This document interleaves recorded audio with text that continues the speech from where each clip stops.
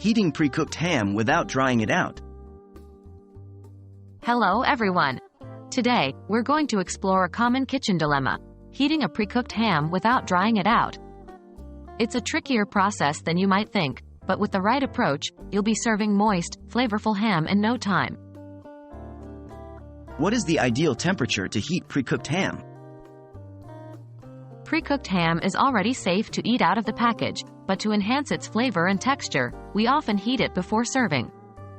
The key to success is heating it to the right internal temperature, which is 140 degrees Fahrenheit or 60 degrees Celsius. At this temperature, the ham gets properly heated without the risk of drying out. Remember, an overcooked ham becomes tough and loses its juicy appeal, which is exactly what we want to avoid. How should I heat my pre-cooked ham?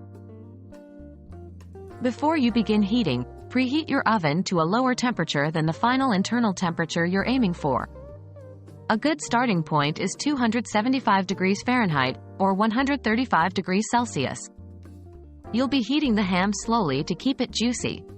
Place your ham in an oven-safe dish and add a little bit of liquid like water, broth, or even juice.